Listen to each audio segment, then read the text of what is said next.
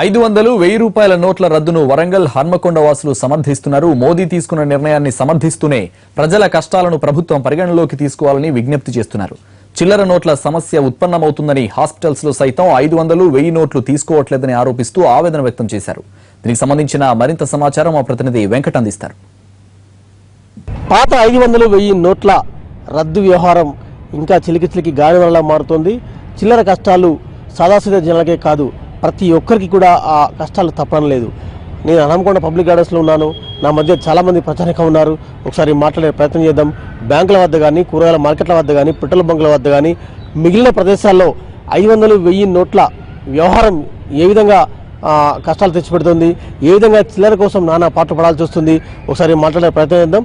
Senior citizens వారి మాటలోనే తెలుసుకుందాం. సార్ చెప్పండి సార్, 500, 1000 రద్దు వ్యవహారం అట్లా మీకు నా ఇప్పుడు ఏమి లేదు. ఎక్కడ ఉన్నా కూడా బిల్లు కనుక కట్ చేసినట్టయితే వాడు 500 నోట్ తీసుకోవాలి. వాళ్ళు యాక్సెప్ట్ చేస్తలేరు ఇప్పుడు షాపులలో. ఎందుకు ట్రాన్సాక్షన్ లీగల్గా ఉన్నాక ఎందుకు తీసుకోకూడదు?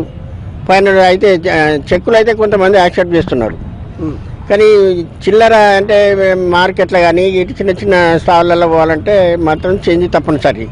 ఆ డబ్బు అందుబాటులో లేదు. అది అందుబాటులో ఉండేట్టుగా చేయాలి.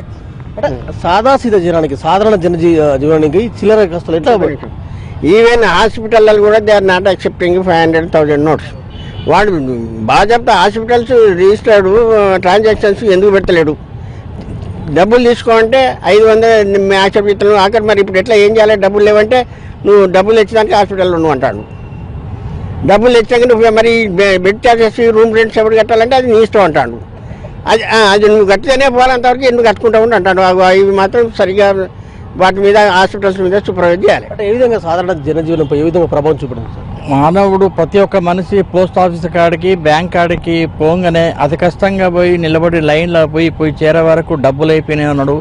కాకపోతే వాళ్ళకు 4,000 రూపాయలు అంటే 2,000 రూపాయల నోటు 2 ఇవ్వడం వల్ల సామాన్య మానవునికి అది కష్టం. బజార్లో చిల్లర దొరకడం కూడా కష్టం.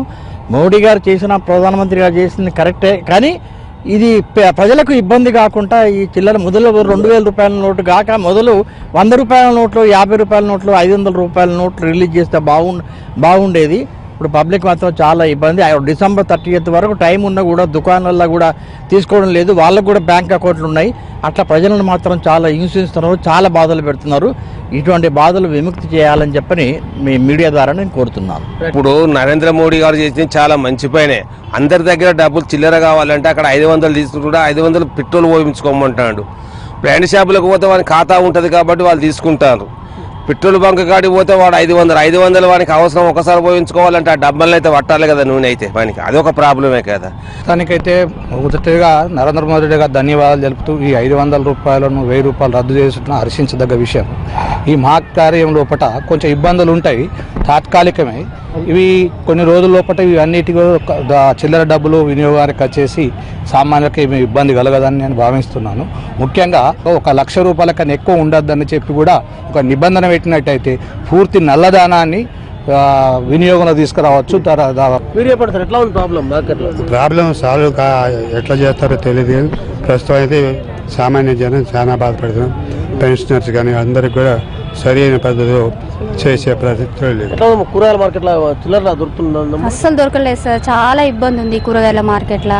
కాకపోతే ఇది ఒక్కసారి 2 సార్లు అంటే ఓకే, కానీ 500 నోటు మాత్రం మార్పించి మాత్రం మంచి పనే. ఎందుకంటే 500 నోటు చేయబట్టి బ్లాక్ మనీ వస్తుంది కాబట్టి ఈసారి చేసింది మంచి పని చేసింది. సో మొత్తానికి ఆదిలోనే ఈ నకిలీ నోట్లు చెల్లమని అవుతున్నాయన్న ప్రచారం అయితే జోరుగా సాగుతుంది. మొత్తానికి చిల్లర వల్ల సాదాసీదా జనం అయితే ఇబ్బంది పడుతున్నారు.